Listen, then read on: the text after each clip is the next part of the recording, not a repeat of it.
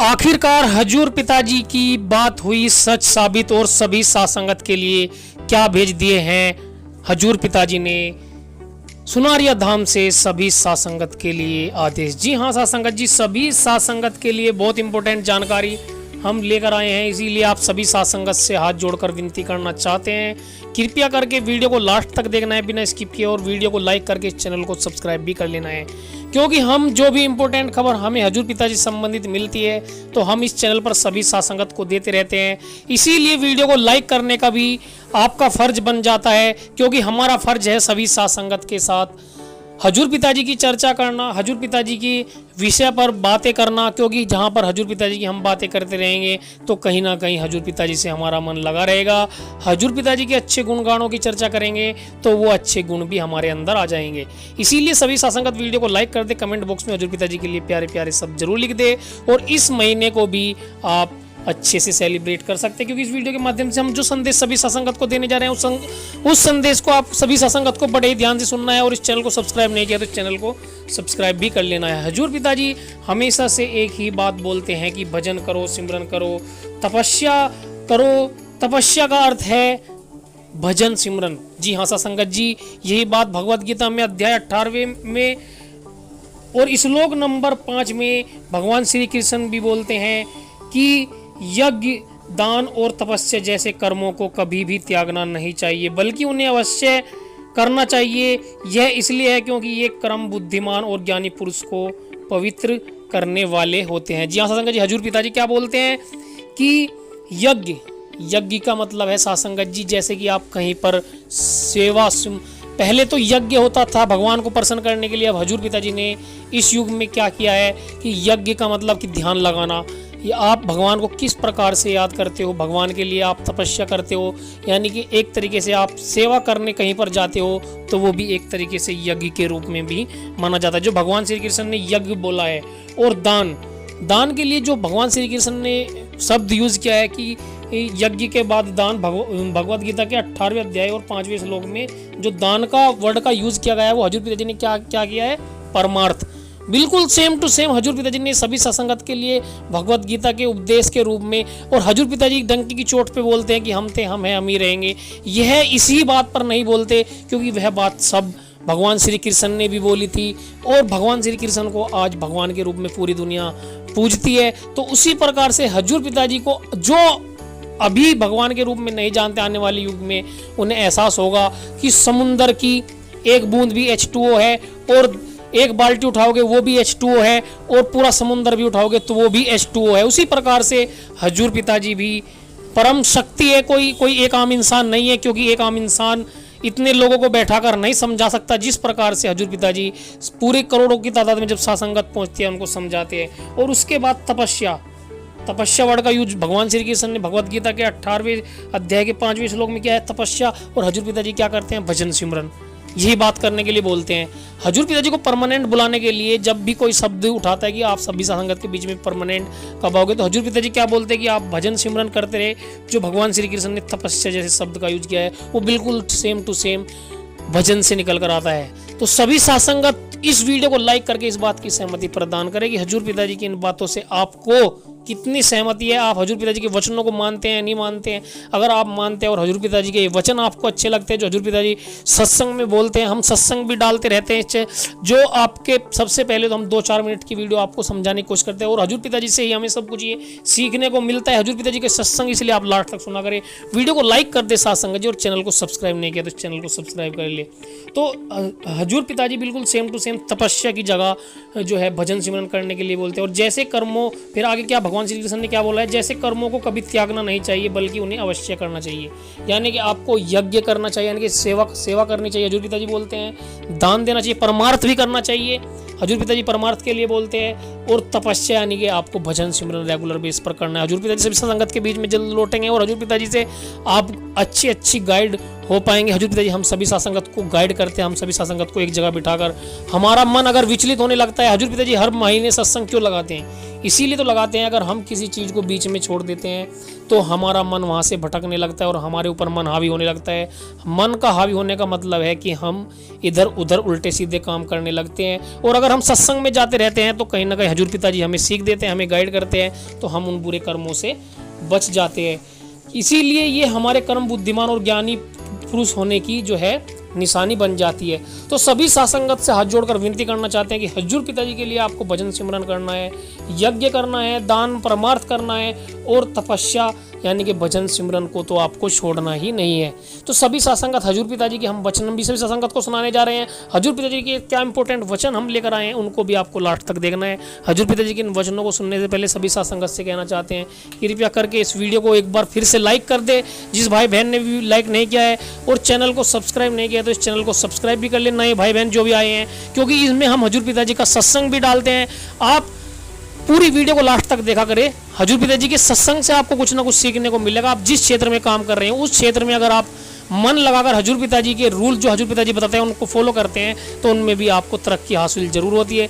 इसीलिए सभी सासंगत से हाथ जोड़कर विनती करना चाहते हैं हमारे इस चैनल से जुड़ जाए, ज़्यादा से ज़्यादा सासंगत को शेयर कर दे और कमेंट बॉक्स में पिताजी के लिए कुछ ना कुछ शब्द जरूर लिखे कि पिताजी आप हमारे बीच में कब आ रहे हो, क्योंकि हम आपके बिना अधूरे हैं। जब तक आप हमारे बीच में नहीं आ जाते तब तक हम ऐसे ही रहते हैं। इसीलिए तड़प कर अरदास करनी है, क्योंकि एक बच्चा जब तड़प कर जब तक नहीं रोता तब तक उसकी माँ उसको दूध नहीं पिलाती। इसीलिए आपको भी हजूर पिताजी के लिए तड़प कर अरदास करनी है। अगर आप तड़प कर अरदास करते हैं, आप सदगुरु के लिए एक कदम आगे बढ़ाते हैं तो सदगुरु आपके लिए 100 कदम चलकर आ जाता है। इसीलिए कमेंट बॉक्स में पिताजी के लिए आने के लिए आपको प्यारे प्यारे शब्द जरूर लिखने हैं। कोई भी और भी कुछ नहीं तो नारा जरूर लिखना है। अच्छे अच्छे वर्ड लिख देते हैं तो हजूर पिताजी कण कण के जर्रे जर्रे की जानने वाला है। वो आपके हो सकता है कि आपके भावनाओं को समझ ले, आप अगर दिल से पुकारते हैं, क्योंकि सभी के दिल के अंदर भगवान बैठते हैं। और आप परमपिता परमात्मा से अगर तड़प कर अरदास करते हैं तो वो अरदास परमपिता परमात्मा तक जरूर पहुंच जाती है। इसीलिए सभी सत्संगत कमेंट बॉक्स में जरूर लिखे कुछ ना कुछ। वीडियो को लाइक करें, चैनल को सब्सक्राइब करें और चलिए स्टार्ट करते हैं आज के हजूर पिताजी के वचन। का करने वाला कार्य कौन सा है? सारा दिन दौलत के लिए, रुपए पैसे के लिए मारो मार करता फिरता है। क्या यही है इंसान का काम? क्या यही इंसानी फर्ज है, कर्तव्य है? हमारे धर्मों में बताया है दिन रात इंसान काम धंधे में उलझा हुआ है। दिन रात इंसान माया माया पुकारता रहता है। माना कि जीने के लिए दौलत जरूरी है, पर दौलत के लिए जीना कोई जिंदगी नहीं है। जीने के लिए कमाओ, पर कमाने के लिए अगर जीने लग गए तो कोलू वाले बैल जैसी हालत होगी। पहले उसे कोलू पे जोते हैं, आखिर में नहीं सही चलता तो दोनों आंखों के साइड में पट्टी सी बांध देते कि सीधा देख सीधा चल। वो और तरफ देखता ही नहीं, देखने ही नहीं देते उसे। घूमता रहता है, लाठियां खाता रहता है और आखिर में मर जाता है। बुरा हाल होता है, सारा दिन चलना पड़ता है, सारा टाइम चलना पड़ता है।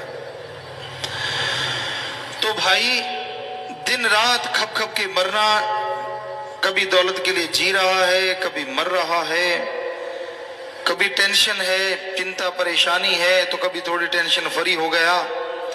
जिंदगी मौत का ये खेल सारी उम्र चलता रहता है। समय सीमा कम हो जाती है, आदमी जल्दी गुजर जाता है, क्योंकि श्वास जितने तेजी से चलते हैं कुल श्वासों में से उतनी जल्दी खत्म हो जाते हैं। तो गम चिंता परेशानी में, डर भय में श्वास तेजी से चलती ही नेचुरली। इसलिए इंसान ये भूल गया कि उसका करने वाला कार्य कौन सा है। संत सत्संग लगाते हैं, जीवों को समझाते हैं कि आओ सुनो, सत्संग सुनो और सुन के अमल करो। तेरा करने वाला कार्य प्रभु का नाम है।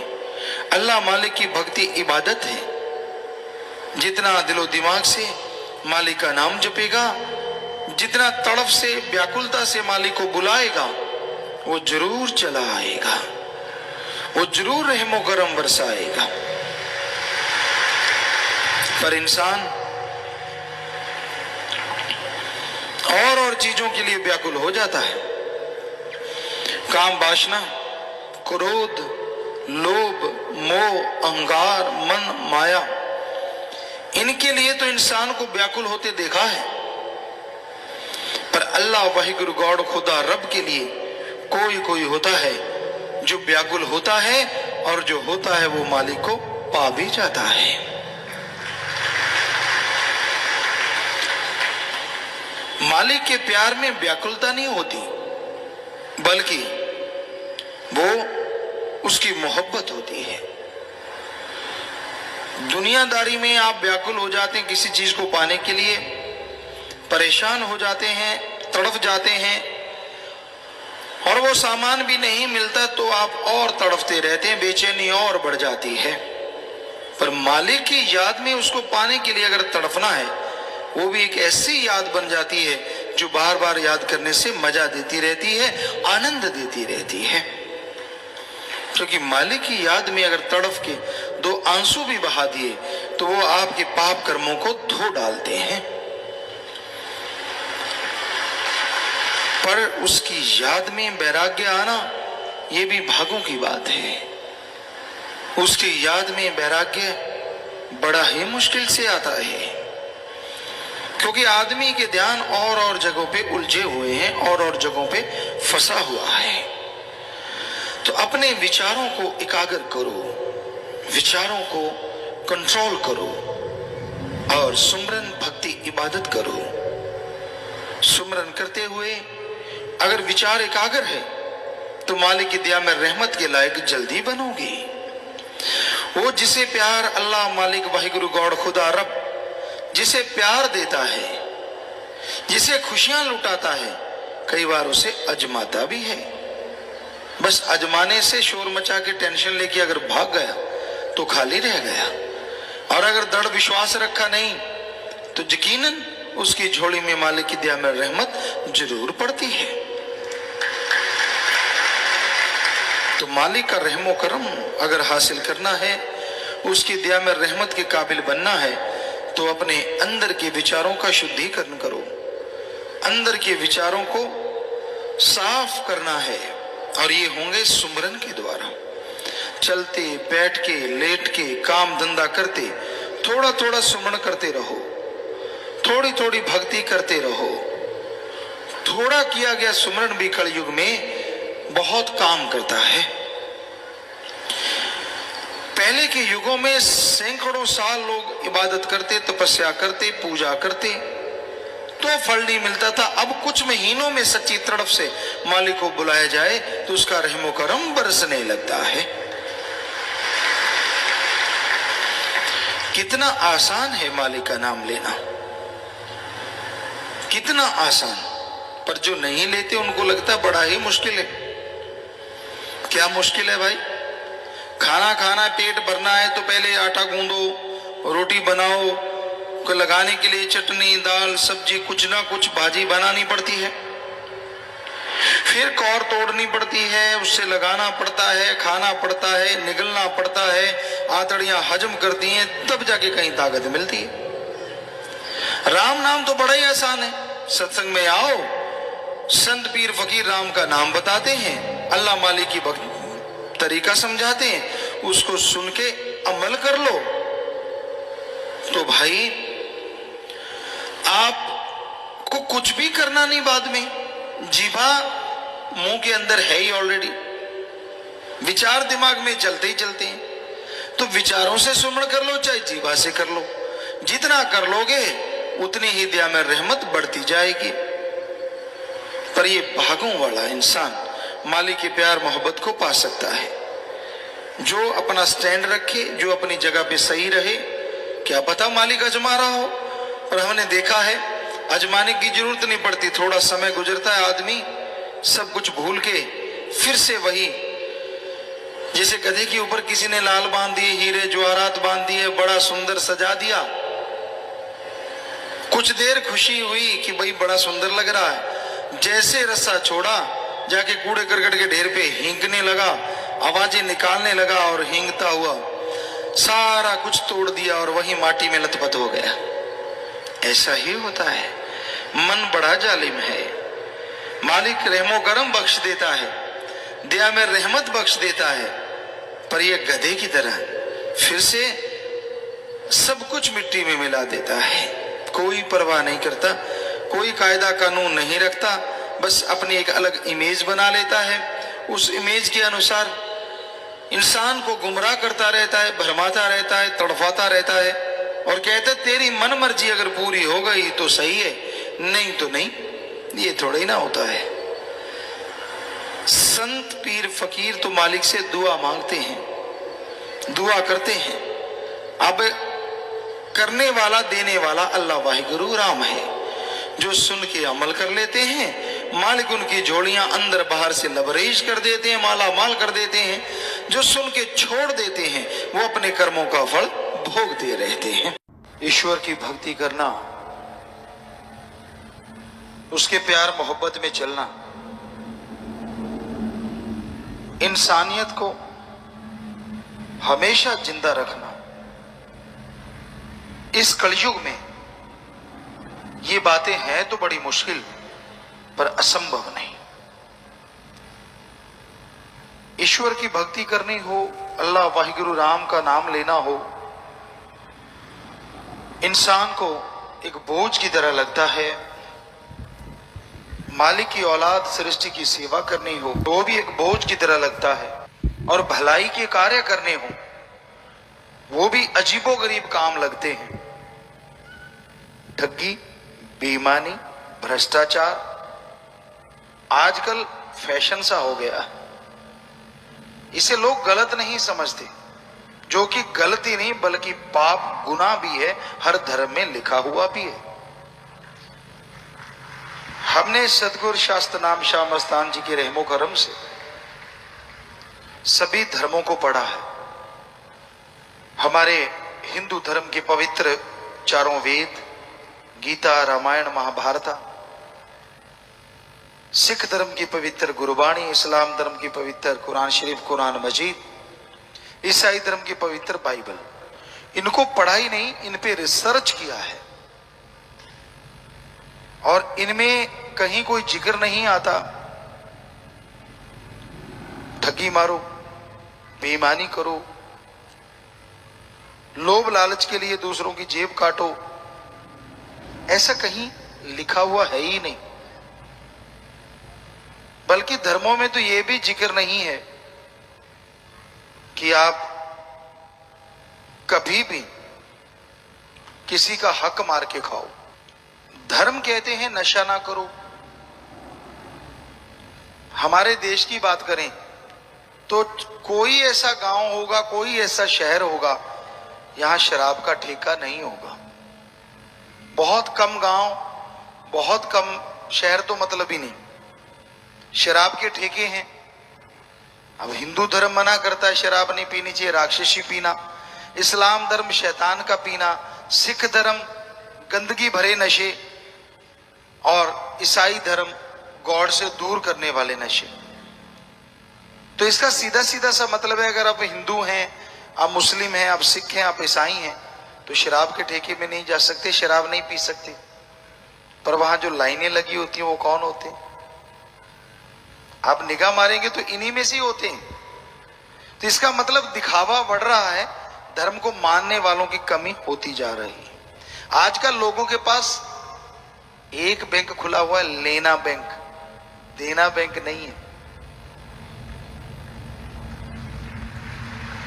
और उसके लिए धर्म आड़ पे, धर्म किधर भी चला जाए, धर्म से क्या लेना देना, सब फालतू की बातें हैं उनके लिए।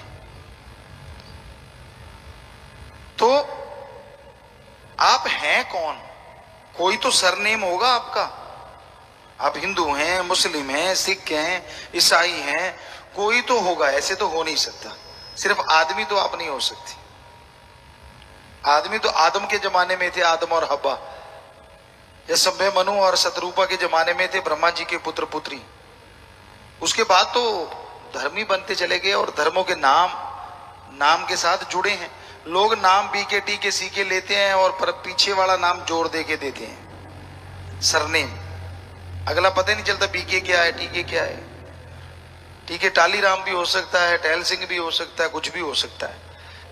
तो अगर आप सरनेम पे इतना जोर देते हैं, क्या आपको पता है आपका धर्म कहता है ठगी नहीं मारनी चाहिए? क्या आपको पता है आपके धर्म में लिखा है नशा नहीं करना चाहिए? क्या आपको पता है आपका धर्म कहता है कि वैश्यावृत्ति स्त्री पुरुष दोनों के लिए गुनाह है? क्या आपको पता है कि किसी का हक मार के खाना जहर के बराबर है?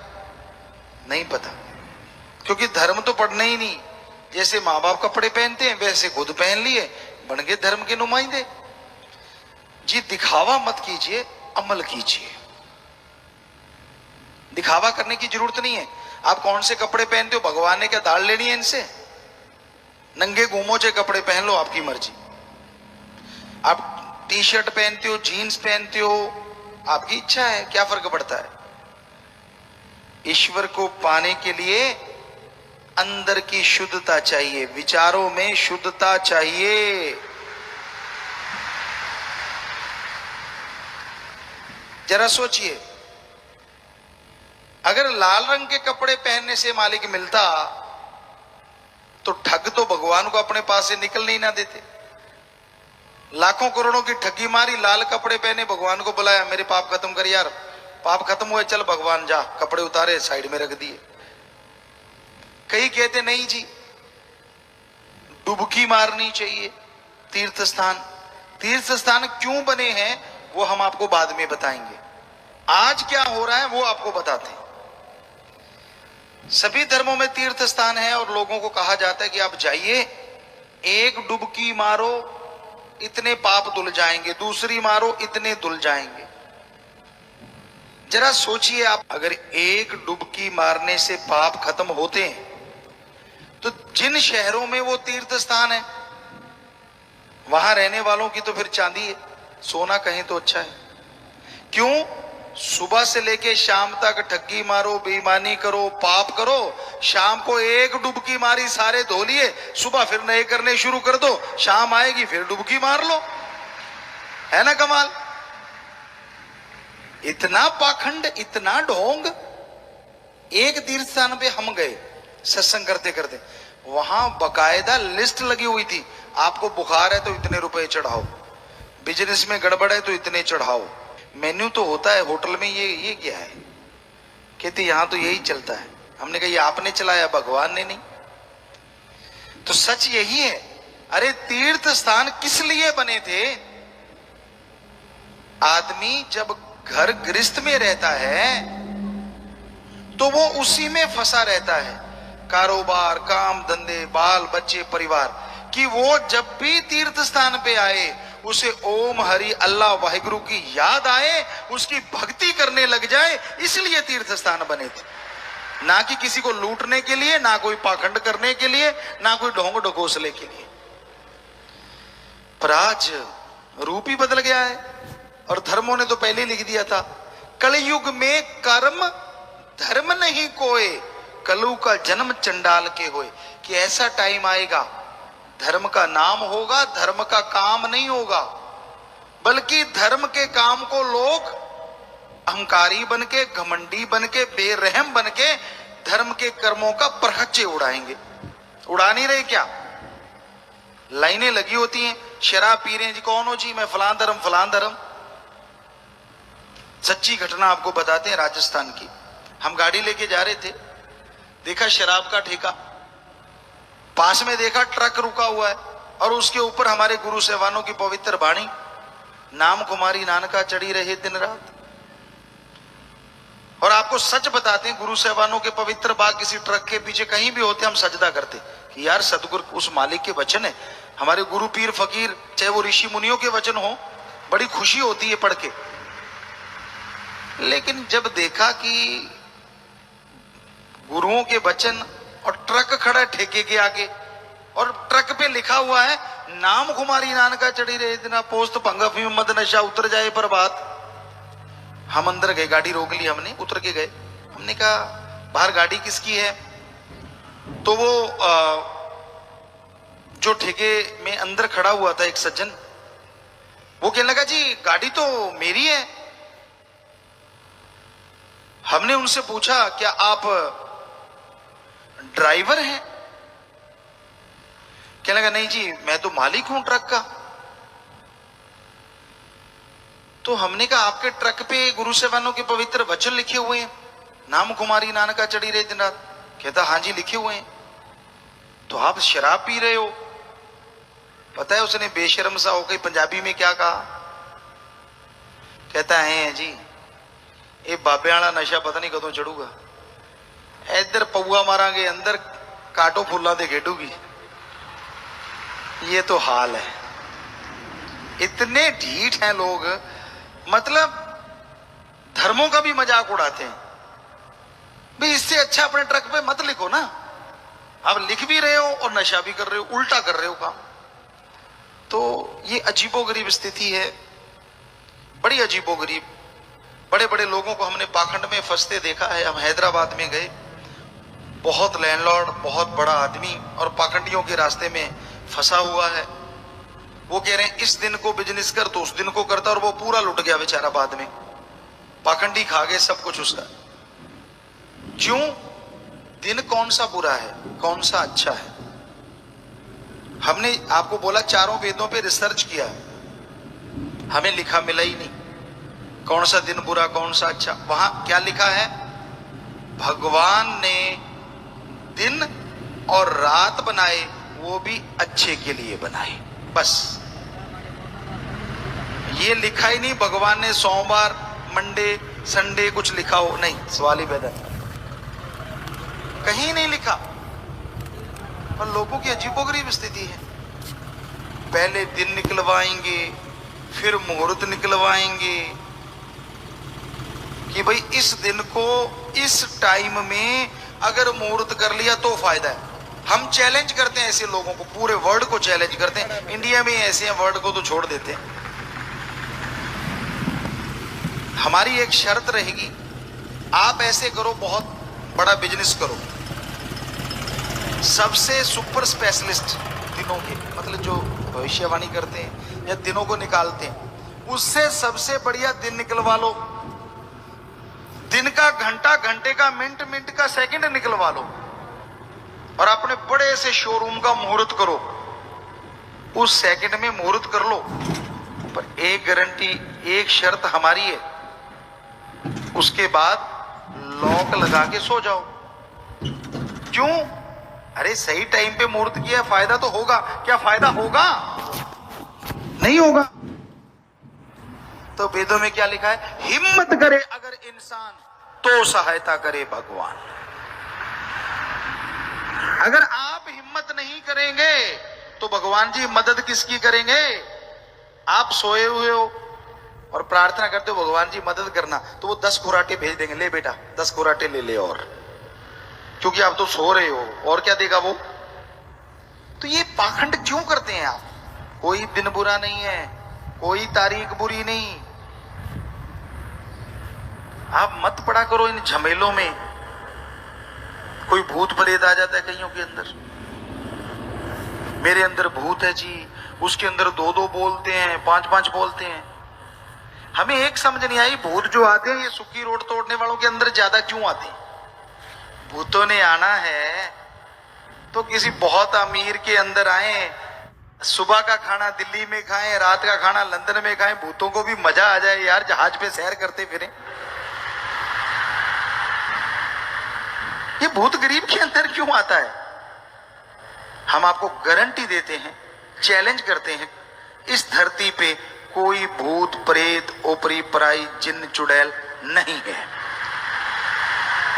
अज्ञानता ही भूत है। अज्ञानता, मूर्खता कह लें। और उनको निकालने वाले ओझे बैठे हैं, क्योंकि जब सामान बिकने को आ जाए तो खरीदार भी आ जाते हैं। आप पाखंड में उलझ जाते हो तो फिर ओझे भी आ जाते। ओझा है, स्याणा है। अब यहां भी कोई ना कोई बैठे होंगे जो आज सत्संगी हो गए, पहले इन्होंने भी भूत निकाले हैं। भूत नहीं निकाले होंगे, पैसे निकाले जेब से। मतलब पैसे का होता है। अब मांगते, डिमांड देखो इनकी क्या होती है। काले कच्चे का कपड़ा दे जा, ले भूत ने कच्चा पाके डांस करना है। शराब की बोतल दे जा, एक बकरा दे जा, एक नारियल दे जा, यूपी साइड में तो डिमांड है जीबो गरीब, लिपस्टिक दे जा, बिंदी जो लगाती है माता बहने वो बिंदियों का पत्ता दे जा। बता ये भूत डायन जो है ये क्या एक्टिंग करेगी क्या कहीं जाके, पता नहीं। उनकी जो जो डिमांड होती है वो मांगते रहते हैं और ये लोग जाके उनको देते रहते हैं। हम किसी सज्जन के साथ गए, बहुत पहले की बात है, उसकी माता बीमार थी, कहने लगा चलना है, हमने कहा चलो। तो गए, ये पंजाब साइड में गए, राजस्थान से हम गए थे, वहां एक सियाना सुना था कोई, हमने उसको रोका कि इसमें कुछ नहीं होता, कहता प्लीज यार तू चल। गाड़ी वहां होती नहीं थी उस टाइम, उस जमाने में बेबुरा जी ने रहमत की थी, बड़ा घर था तो गाड़ी भी थी, सतगुरु की कृपा से, राम की कृपा से। तो हमने कहा चलो चलते हैं। उसकी माता को ले गए, वहां काफी लोग बैठे हुए थे, उस सज्जन ने भी अपनी माँ को बिठा दिया। एक आदमी आया अच्छा सेहतमंद और सबको पूछते हुए उसकी माता के पास आया और उसकी माँ करने लगी ऐसे कुछ करने लगी। उसने आप देखा ना तब तड़ाक तड़ाक 3-4 धर दी। हम जिसके साथ गए थे उसके कान में बोला अरे तेरी माँ को पीट रहा है। हमने तो धीरे से बोला, पर उन सियाने जो होते हैं, ओझा होते हैं, उनके चमचे भी होते, चमचे को सुन गया। कहने लगा नहीं जी ये इसके नहीं पड़ रही, भूतों के पड़ रही है। और जिस साथी के साथ हम गए तो हमने उसको देखा, वो कहता हाँ हाँ माँ के नहीं भूतों के पड़ रही। हमने कहा बेशरम, भूतों के पता नहीं पड़ रही है कि नहीं पड़ रही, तेरी माँ का मुंह तो टमाटर जैसा हो गया, मार मार के शक्ल बिगाड़ दी इसने, तुझे शर्म नहीं आती। श्राद्ध देते हैं, बुजुर्ग मर गए, स्वर्ग में गए होंगे या नरक में, ये तो राम जाने, जैसे कर्म किए वैसे। उसके बाद जन्म मरण में जाना पड़ता है। हर धर्म को हमने रिसर्च किया, जन्म मरण में जाना पड़ता है और ये सिखाया जाता है जी इतना खाना खिला दो। खाना खाने वाला कोई और जाएगा आपके पिताजी के पास। एक सीधा साधा जिम्मेदार था, तो इस बात में बात ख्याल में आ गई, आपको सच्ची बात सुनाते हैं, बहुत काफी पहले की। सीधा साधा था लेकिन तेज भी था। तो उसने खेती बाड़ी करने गया, पीछे से कोई आ गया जो श्राद्ध करवाते हैं, तो उसके घरवाले को कहता भाई आपके बुजुर्ग तो बड़े मतलब आपको शराब दे रहे हैं, वो तो भूखे मर रहे हैं। तो उसकी घरवाली कहती जी फिर कैसे ठीक होगा? कहता खाना खिलाना पड़ेगा। कहती मैं किसको खाना खिलाऊं? कहते हम है ना, हमें खिलाइए। कहती ऐसे कैसे? कहता हमारा सबसे बड़ा धर्म होता है, हम खाएंगे नेचुरली ऑटोमेटिकली खाना आपके पिताजी के पास जाएगा, जो हमें चढ़ाओगे उसके पास जाएगा। तो बेचारी ने खाना खुना खिला दिया, जिम्मेदार को नहीं बताया। अगला दिन फिर आ खड़ा हुआ वो, कहता जी ऐसा है आपकी जो पिताजी हैं उनको कुछ और भी चाहिए। कहते क्या? घोड़े थे उनके पास। कहते एक घोड़ी चाहिए उनको। पिताजी गुजर गए, बेचारी भोली औरत। कहती क्यों? कहते ना घोड़ी दी तो वो शराब दे देंगे, ड्रावा भी तैयार होता है। तो उसने बेचारी ने घोड़ी दे दी कि ले जा बाबा। अब जिम्मेदार घर पे आया, घोड़े कम लगे, कि लगा फला घोड़ी कहाँ है? तो उसने बेचारी ने बताया कि ऐसे ऐसे हुआ है। कहता अच्छा? कहती हाँ जी वो तो फला वाला ले गया वो, और उसने कहा है कि जी वो तो मैं आपके पिताजी को दूंगा। कहता उसको बुला ले कि भाई हमने कुछ सोने का सामान भी भेजना है अपने पिताजी तक। जाट जिम्मेदार ऐसे होते सीधे साधे। उसके घरवाली ने बुला लिया, जी आइए आप खाना भी खा जाइए और हमारे पिताजी के लिए सोने के काफी सामान भी ले जाइए। सोने का नाम सुनते ही वो महोदय भागे चले आए। आए, घर में बैठे, जिम्मेदार ने लॉक कर लिया गेट। पहले इंतजाम यही किया, 2 गेट थे, दोनों लॉक कर लिए। वो कहता ये क्या कर रहे हो? कहता नहीं अभी बताता हूं। कहता जी आपको कैसे पता चलता है कि हमारे बुजुर्गों ने मांगा? पहले आप खाना खा गए, फिर आप घोड़ी ले गए। कहता जी सपना आता है, सपना रात को सपना आता है, सपने में आपके पिताजी ने पहले का भूखे हैं तो खाना खाया, फिर कहते हमें घोड़ी चाहिए तो मैं घोड़ी ले गया। जिम्मेदार कहता तभी मैंने यही सही करवाना था। कहते क्या सही करवाना था? कहता जी रात मुझे भी सपना आया तो जो सामान लेके गया था वो कहता मैंने कहा ना सही बात होती है। कहता जी बिल्कुल सही बात होती है, आप जो कह रहे हो घोड़ी लेके अच्छा हो गया, पर मुझे भी सपना आया। कहता क्या आया वो भी दो। जिंदा करके बताता हूं, आ जाओ कमरे में। कमरे में देखा कच्चा सा कमरा है, आग दहक रही है और दो लोहे की राड उसमें लगा रखी है, लाल दहकती हुई।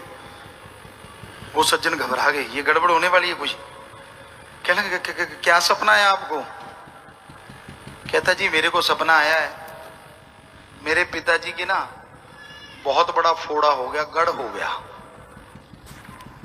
और वहीं स्वर्ग में एक वैद्य ने बताया कि लोहे की छड़ से अगर दाग दोगे ना तो ठीक हो जाएगा। तो उनके जांग पे फोड़ा हुआ है, आप नंगे हो जाओ, मैंने आपको दागना है।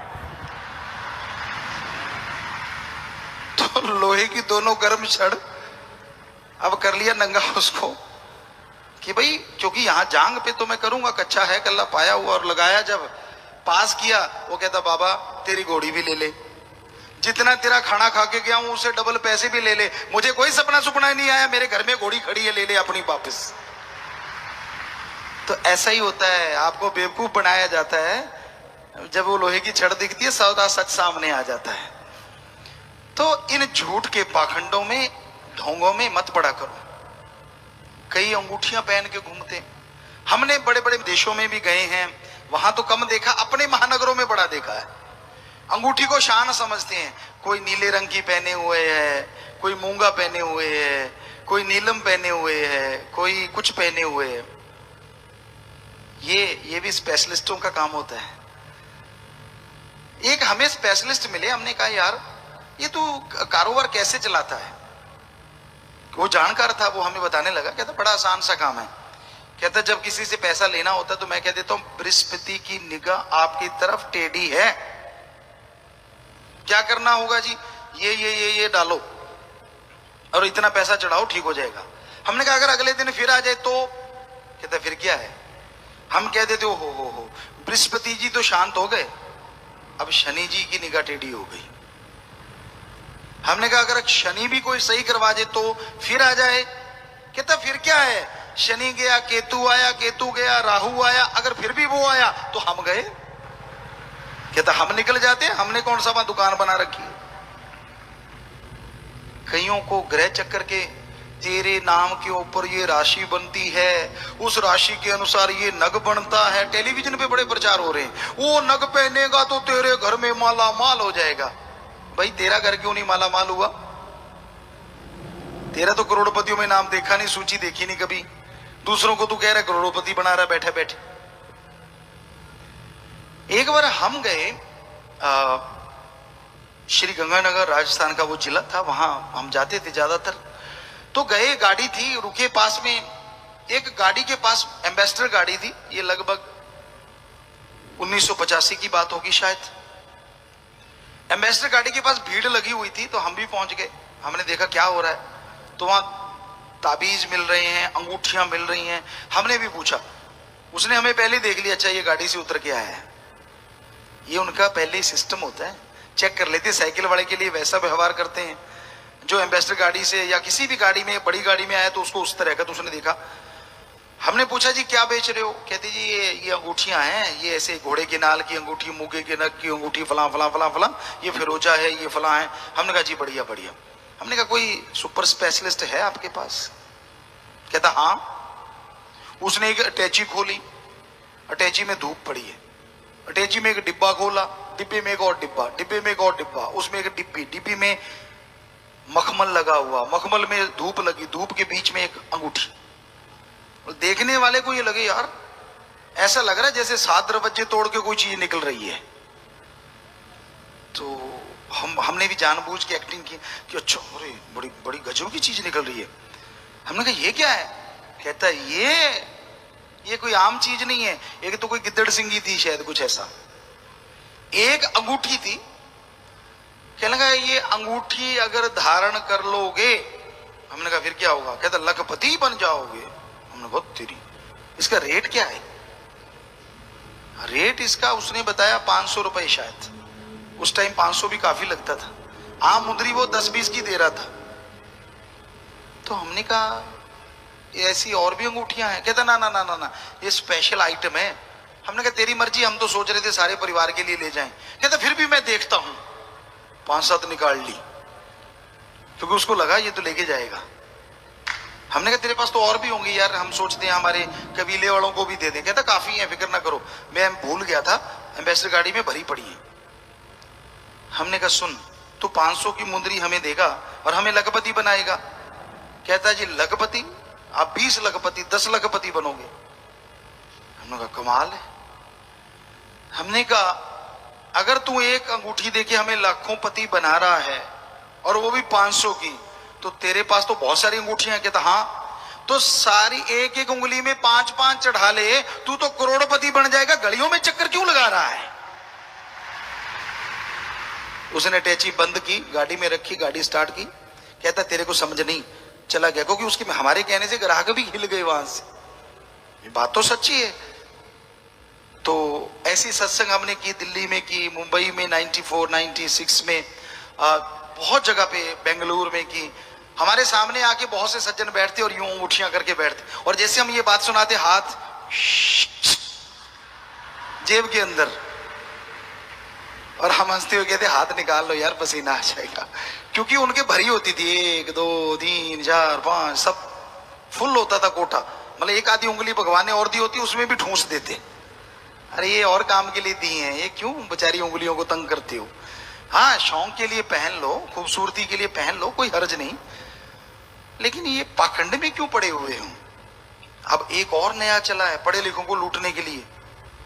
ये घर का मुंह इधर नहीं रखना, घर का मुंह इधर रखना है, यहां रसोई नहीं बनानी।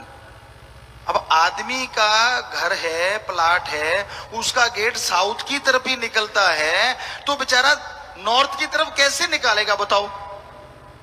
फिर उसके लिए जुगाड़ है, धरती में दबा दो कुछ, इधर दबा दो कुछ, वो जुगाड़मेंट होता है। फलां जगह फलां देवता की फोटो लगा दो, काम सही हो जाएगा। हमने जिनके गेट साउथ में उनको अरबोंपति बनते देखा है, और जिनके घरों के नक्शे खुद बना के उन्होंने बनाए, उनको अरबोंपति बनते देखा है। तो ये फजूल की बातें हैं। रसोई ऐसी जगह बनाओ कि घर में धुआं ना फैले, बस इतना ख्याल रखो। क्योंकि घर में धुआं फैलेगा, मसाले ज्यादा आएंगे, तो नेचुरली जी उचाट रहेगा, मन उचाट रहेगा। रसोई को इस जगह जरूर बनाओ जिससे कि प्रदूषण ना फैले पूरे घर में। बाकी सब ठीक ठाक है, यहां मर्जी बना लो, जैसे मर्जी बना लो, कोई चक्कर नहीं पड़ता। हम आपको गारंटी देते हैं इस बात की। तो बातें सच्ची हैं, थोड़ी कड़वी भी हैं। सच थोड़ा कड़वा ही होता है हमेशा।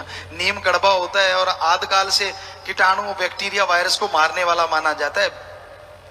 तो थोड़े से फकीरों के वचन कड़वे तो जरूर होते हैं, पर सच सच ही होता है, क्योंकि फकीर का काम सच बोलना होता है। और इंसान को हम कभी नहीं कहते पैसा ना कमाओ। वेदों में कभी नहीं लिखा कि पैसा ना कमाओ। खूब कमाओ, जम के कमाओ, लेकिन सिर्फ कमाने के लिए जीने लग जाओगे तो मशीन में और आप में कोई फर्क नहीं रहेगा। जीने के लिए कमाओ, कमाने के लिए जीना। एक रोबो बनना है। मशीन क्या करती है? भागा दौड़ी करी, पेट्रोल पंप पे डीजल पेट्रोल डाला, फिर भगा लो। गाड़ी तो बेचारी फिर भी पेट्रोल बाद में लेती है, आप तो पले पले पेट्रोल लेते हैं। सुबह खाली करते हैं टैंक, फिर से शुरू हो जाते हैं भरना। ये ब्रेकफास्ट है जी, लंच है जी, ब्रंच है जी, फलां है जी, धींकड़ है जी, इतना कुछ बना दिया कि पूछिए मत। और हम कहा करते थे, हम विज्ञान को भी मानने वाले, क्योंकि नॉन मेडिकल के स्टूडेंट है नेचुरली, तो हम कहा करते थे कि जो वेद कहते हैं ना वो बढ़िया चीज है। दिन निकल के खाओ जब दिन निकलता है, और दिन छिपने से पहले खा लो, बाद में मत खाओ। और ज्यादा नहीं, 3 एक बार काफी होता है, ज्यादा से ज्यादा 4 बार। और आज नई साइंस, नई रिसर्च आई है कि जो 3 बार या 4 बार ही खाते हैं, पले पले नहीं खाते, वो ज्यादा शक्तिशाली होते हैं, उनकी उम्र ज्यादा लंबी होती है, वो बीमारियों से बच के रहते हैं। ये रिसर्च आ चुका है, जो हमारे आयुर्वेदा में लिखा हुआ था।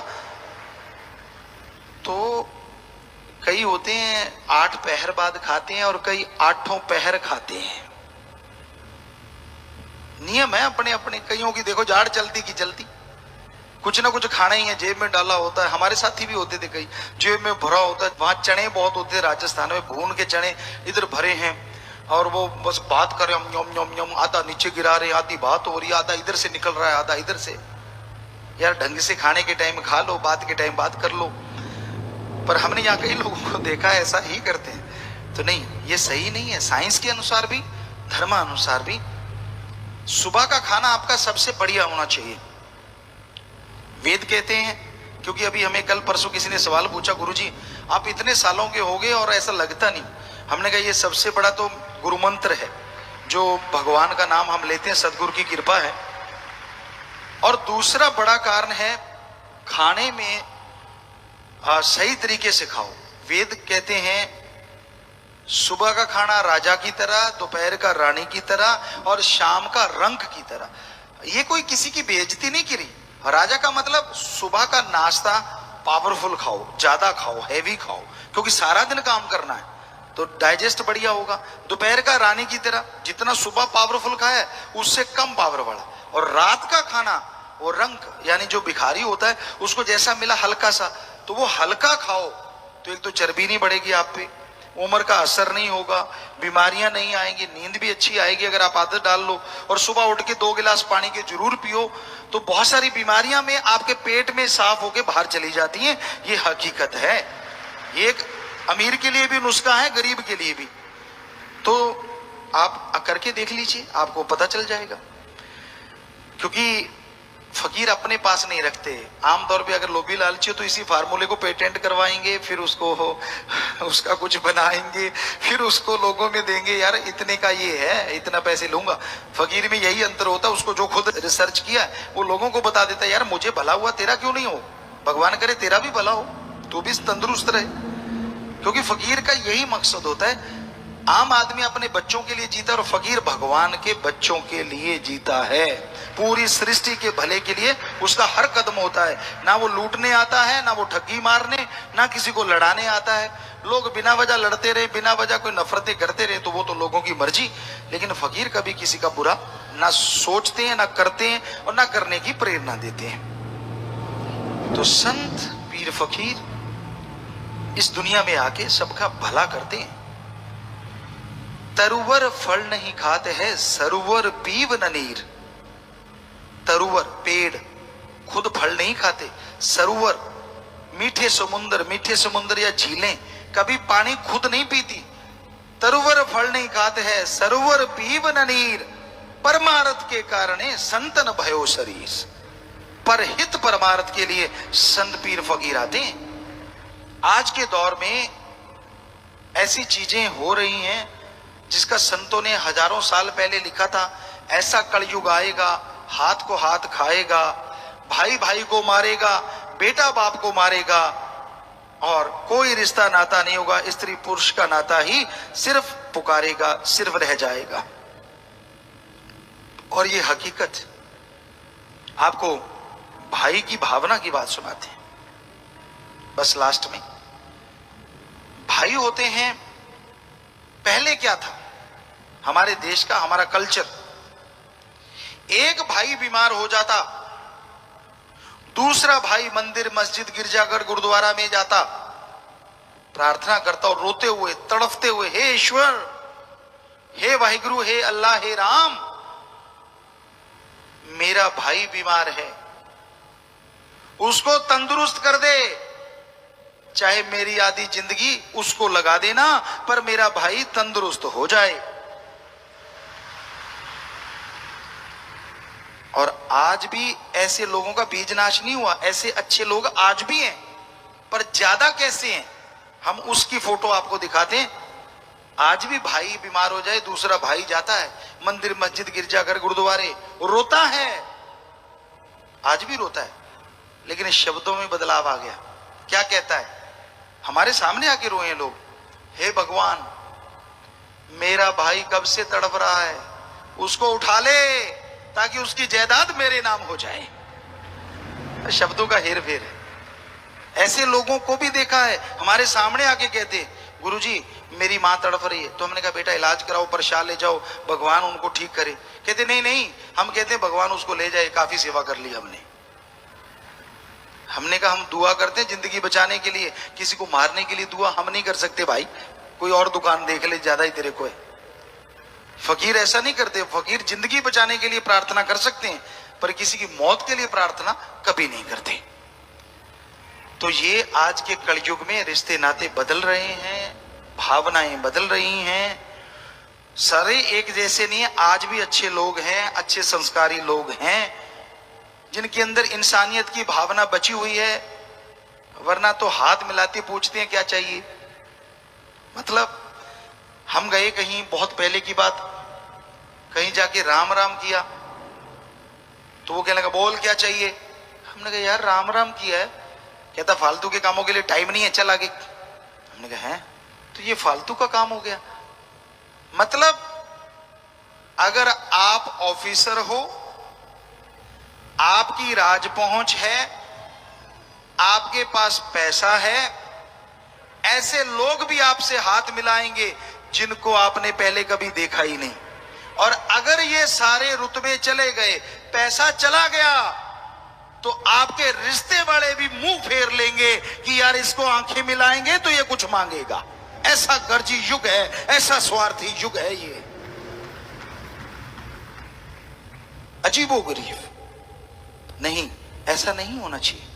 हाथ मिलाइए, अनजान से भी हाथ मिलाइए, पर उसमें एक प्यार मोहब्बत की सौंधी सौंधी खुशबू होनी चाहिए, इंसानियत की, मानवता की, एक जात होनी चाहिए कि हम एक ही जात है, कोई फर्क नहीं है। जो कहता है मेरा बड़ा धर्म, कोई कहता है मेरा छोटा धर्म, बड़ी जात छोटी जात आदमी की बनाई है। वेदों में तो वर्ग है, धर्म नहीं, जात नहीं। अगर कोई कहता है कि मेरी धर्म बड़े हैं, तो हमें बताइए जिनका धर्म जात बड़ी है, जब मां के गर्भ से बाहर आए थे क्या उनके ताज लगा, क्राउन लगा हुआ था और छोटे के पूंछ लगी हुई थी, ताकि दूर से पता चल जाए पूंछ वाला तो छोटा है, ताज वाला बड़ा है? ऐसा था क्या? या फिर कोई ये बताए कि जो कहता है मैं तो बड़ा हूं, क्या उसकी नाड़ियों में घी दूध बहता है, छोटे के पानी बहता हो?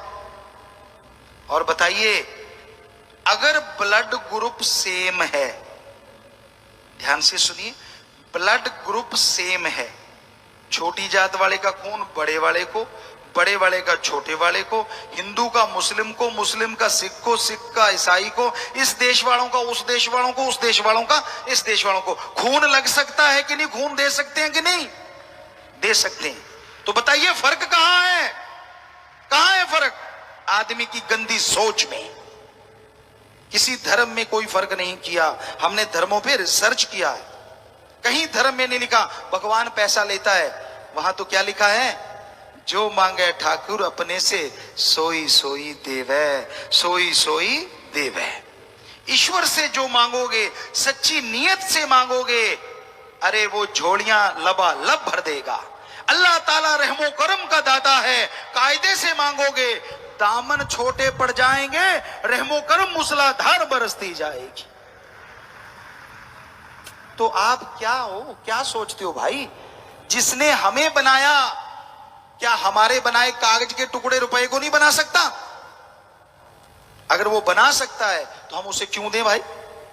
हाँ, उसकी औलाद का भला कर रहे हैं, भूखे को खाना, प्यासे को पानी, बीमार का इलाज अपने हाथों से करवाइए, बदले में फल ना मिले, हम आपको लिख के गारंटी देने को तैयार हैं।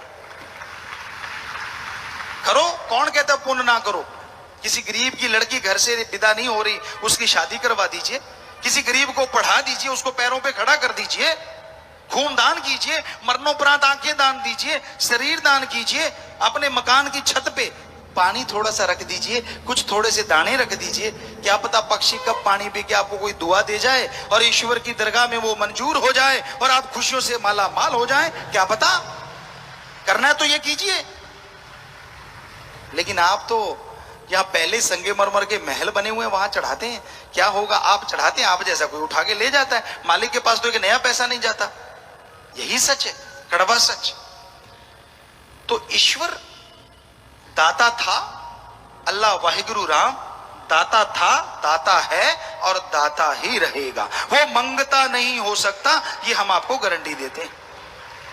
उसके तो संत पीर फकीर नहीं मंगते होते।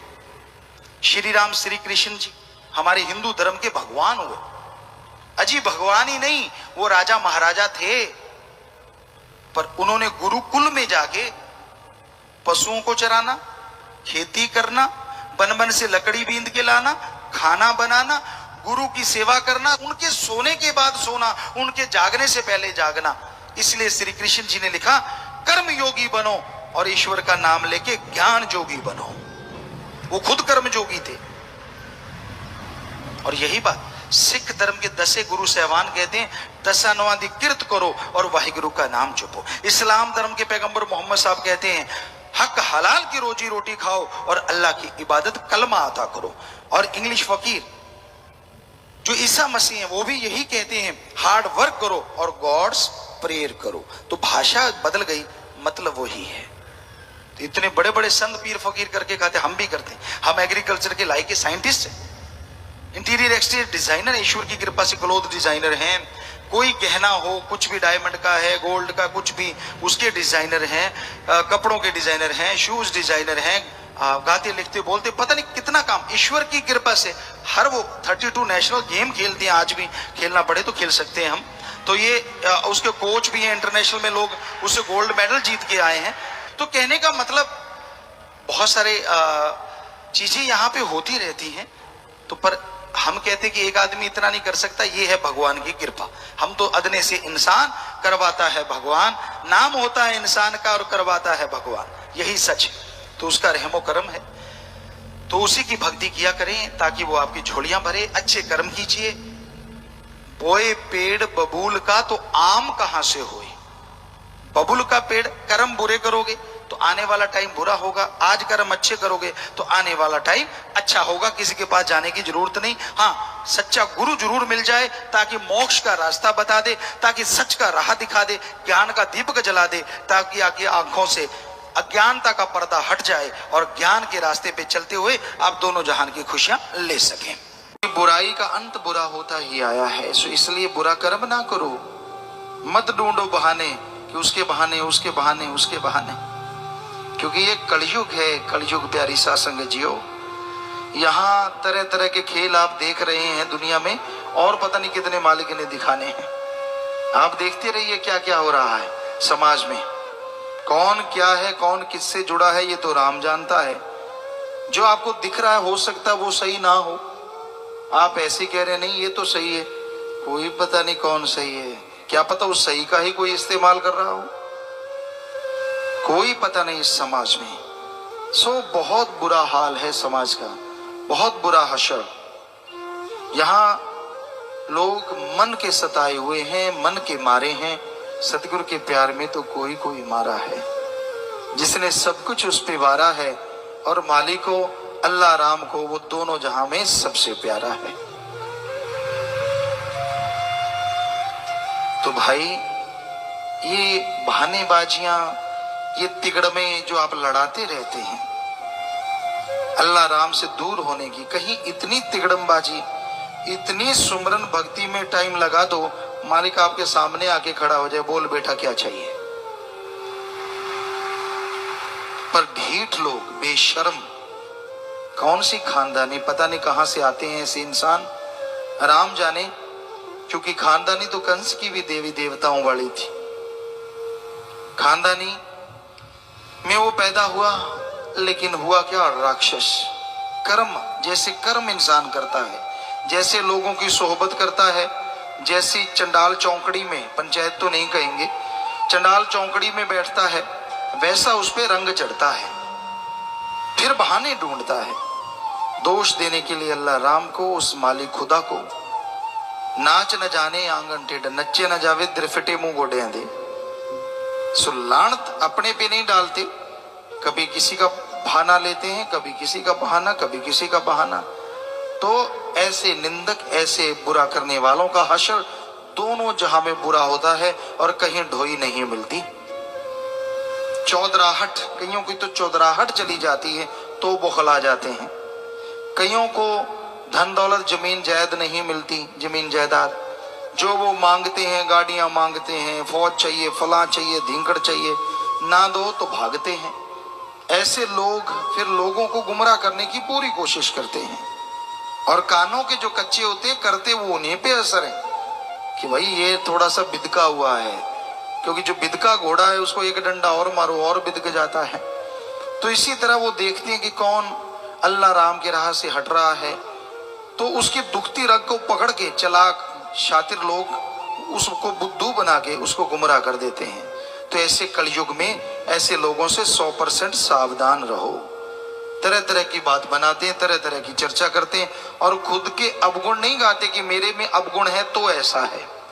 सो इस कलयुग में भाई आप इंसान बन के आए हैं, नाम जपो मालिक की औलाद का भला करो, सबका भला सोचो, किसी का बुरा ना गाओ, किसी का बुरा ना सुनो, क्योंकि आप अपना देखो अल्लाह राम ने आपका क्या बुरा किया है, कौन सा आपको बद्दुआ दे दी जिसकी वजह से आप दुखी हैं। अपने कर्मों की वजह से हर कोई दुखी हर कोई सुखी इस संसार में होता रहता है। कर्म करे खोटे पड़ेंगे बड़े सोटे। कईयों को सोटों का इंतजार है और राम से यही चाहते हैं कि मालिक थोड़ा बहुत चुटका तो दिखाई दिया कर, क्या पता उन चुटकों से वो ठीक हो जाए, अगर वैसे नहीं हो रहे तो। हम तो राम से दुआ ही करते हैं कि भला हो जाए। छोटा सा चुटका तो ठीक ही रहता, बड़े वाला तो फिर तो मुश्किल हो जाता है।